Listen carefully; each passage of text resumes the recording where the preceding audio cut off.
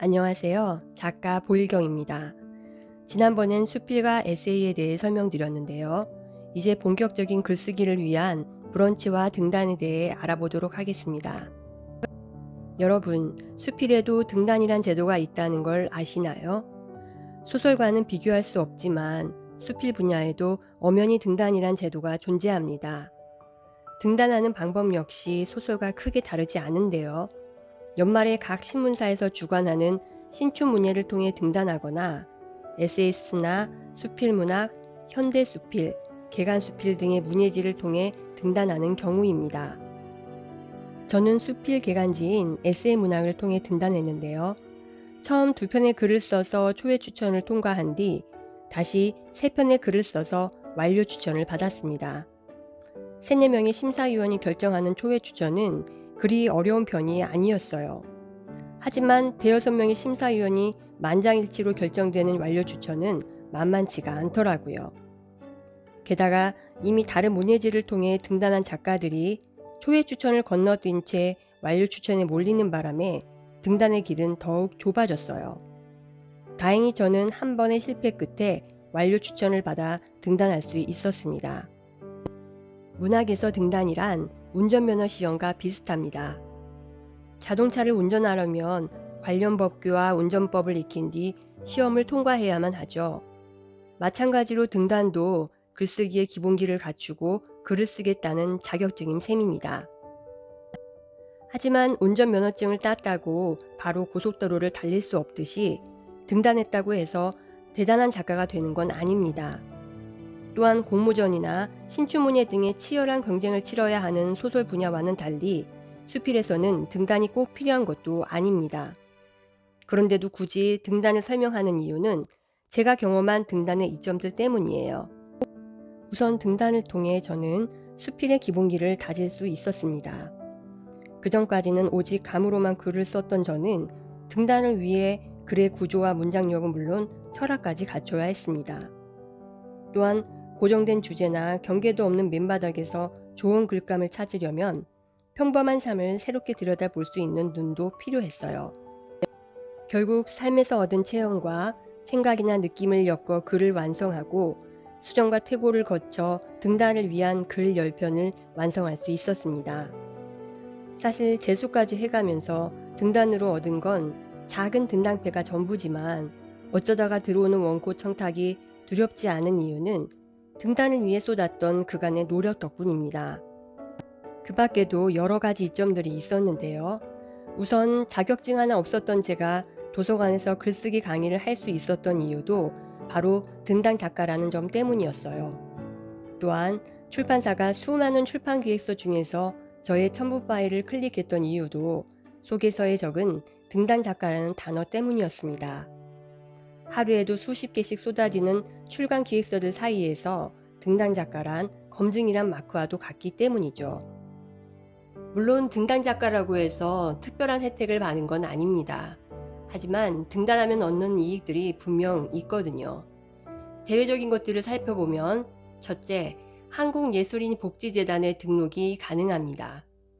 한국예술인복지재단은 예술인의 복지에 대한 체계적이고 종합적인 지원을 하는 곳인데요. 예술인들의 창작 활동을 증진하고 예술 발전에 도움을 주기 위해 2012년에 설립된 공공기관입니다. 예술인 등록을 위해선 반드시 정해진 절차를 거쳐야 하는데요. 그 과정에서 가장 필요한 절차가 바로 등단입니다.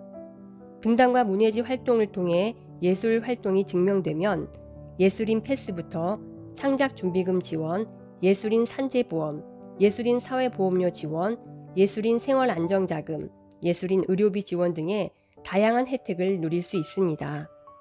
등단의 또 다른 이점은 창작기금 지원 사업의 대상이 될 수 있다는 거예요.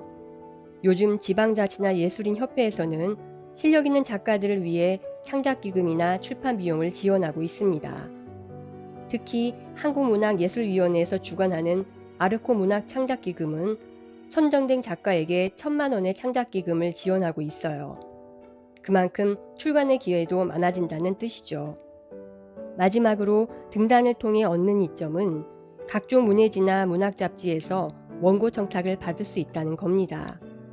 수많은 글이 필요한 문학지는 언제나 좋은 글에 목말라 합니다. 그리고 한 번의 원고 청탁은 또 다른 원고 청탁으로 이어지게 마련이고요. 그만큼 글쓰기 실력도 인정받을 수 있게 되죠. 그렇다면 등단 작가와 브런치 작가는 어떻게 다를까요? 등단이 작가에게 주어지는 면허증과 같다면 브런치는 본격적인 글쓰기를 할 수 있는 하나의 장이라고 할 수 있어요. 운전면허증을 따도 운전을 하지 않으면 장롱 면허가 되듯이 등단을 해도 글을 쓰지 않는다면 작가가 될 수 없겠죠. 제가 책 제목을 브런치 하실래요로 정한 이유도 바로 그 때문이었는데요. 글쓰기의 기본기를 갖추었다면 본격적인 글쓰기를 시작하라는 의미였어요. 그만큼 브런치는 글쓰기의 시작을 돕는 최고의 플랫폼이라 말씀드릴 수 있습니다. 여기서 잠깐 브런치에 대해 알아볼까요? 브런치는 2015년 서비스를 시작한 카카오의 블로그입니다. 누구나 가입을 할 수는 있지만 콘텐츠를 발행하려면 작가 신청을 한 후 승인을 받아야만 합니다. 2012년 에번 윌리엄스가 개발한 미디엄이라는 플랫폼을 롤모델 삼아 제작된 브런치는 작가들이 온전히 글을 쓰는 데만 집중할 수 있도록 최적의 디바이스를 제공합니다. 어디서나 글을 쓸 수 있고 사진과 그림을 배치해 근사해 보이는 포스팅을 완성한 후 작가의 서랍에 넣어두거나 발행할 수 있습니다. 당연한 이야기지만 브런치 작가라고 해서 작가료를 받는다거나 당장 출간 제의를 받는 것은 아닙니다. 브런치는 출간을 꿈꾸는 예비 작가들이 모여 글쓰기에 몰두하는 일종의 커다란 작업실인 셈이에요. 다행이라면 월세 걱정 없이 브런치에서 제공하는 디바이스를 마음껏 쓸 수 있는 정도가 아닌가 싶어요. 하지만 예비 작가들이 브런치를 선호하는 이유가 있는데요.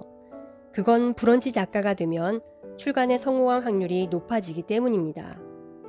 브런치 주변에는 괜찮은 컨텐츠를 찾아 헤매는 출판사 에디터들이 늘 어슬렁대고 있는데요. 베스트셀러가 된 하마터면 열심히 살 뻔했다, 무례한 사람에게 웃으며 대처하는 법, 회색인간 등이 바로 그 예라고 할 수 있습니다. 2만이 넘는 브런치 작가 중에 10% 이상이 출간에 성공하는 이유도 바로 브런치의 그런 특성 때문이 아닐까 싶어요. 그렇다면 브런치 작가 정말 어려울까요? 저의 대답은 아니오입니다. 등단이 글쓰기의 기본기를 본다면 브런치는 콘텐츠를 우선으로 본다고 할 수 있어요. 다시 말해 콘텐츠가 괜찮다면 글이 좀 부족해도 작가로서의 가능성을 열어둔다고 할 수 있습니다. 사실 브런치의 문턱이 높아진 건 글 쓰는 사람들이 많아져서일 뿐 평가 기준이 높아져서가 아닙니다.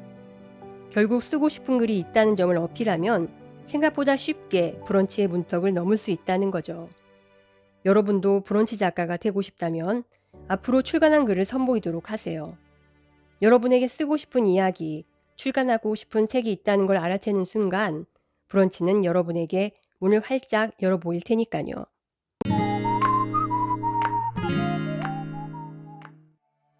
요즘 보면 장소와 연수를 하면서도 브런치 작가가 되고 싶다는 분들이 점점 늘고 있는데요. 오늘 작가의 서랍에서는 브런치의 매력에 대해 알아보도록 하겠습니다. 브런치는 수정과 편집이 쉽고 다음 메인에 글을 노출시켜준다는 사실 외에도 예비 작가들에게 많은 기회를 제공하고 있습니다. 그럼 브런치가 제공하는 작가 지원 프로젝트들을 하나씩 살펴볼까요? 첫째, 브런치 책방을 들 수 있습니다. 브런치에서 활동하는 작가들은 자신의 책을 브런치 책방에 입고해 소개할 수 있는데요. 물론 광고료나 입고비는 없고요. 브런치 책방에 책을 입고하면 출간 작가로 표시될 뿐만 아니라 책 구매하기 버튼을 통해 인터넷 서점으로 바로 연결됩니다. 두 번째는 브런치 POD 출간 프로젝트인데요. POD는 Published on Demand의 약자로 주문이 오면 책을 제작하는 출판 서비스를 뜻합니다.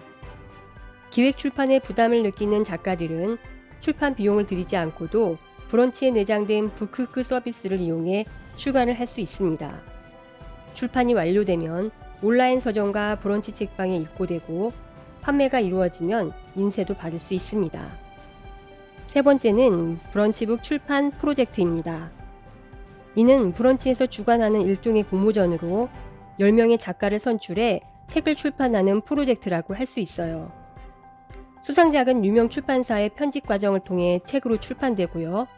출판 후에는 카카오의 마케팅 지원을 받게 됩니다. 2020년에는 브런치북 출판 프로젝트 수상자들을 위해 교보문고 광화문점에서 브런치북 출판 프로젝트 10인의 수상자전을 진행하기도 했습니다. 최근에는 밀리의 서재와 손잡고 전작책 출판 프로젝트를 시작했는데요. 브런치북에서 선정된 작품들은 총 2천만 원의 상금과 전자책 출간의 기회를 얻게 되고요. 누적 회원 300만인 밀리의 서재에 서비스하게 된다고 합니다. 이 밖에도 브런치는 작가와 브랜드의 만남을 중미하는 브런치 콜라보레이션과 브런치가 제휴한 영화 시사에 작가를 초대하고 리뷰를 발행하는 브런치 무비패스, EBS와 함께한 나도 작가다 공모전, 한식문화 공모전 등을 진행하였습니다. 어떤가요? 예비 작가들이 왜 브런치 작가가 되길 원하는지 이해가 되시나요? 복작가의 글이 있는 방, 복글방의 글쓰기와 책쓰기에 관한 내용들은 책 브런치 하실래요를 바탕으로 하고 있습니다. 여러분께 도움이 되었다면 구독과 좋아요 눌러주시고요. 저의 책 브런치 하실래요도 꼭 읽어보시기 바랍니다. 지금까지 작가 복일경이었습니다. 감사합니다.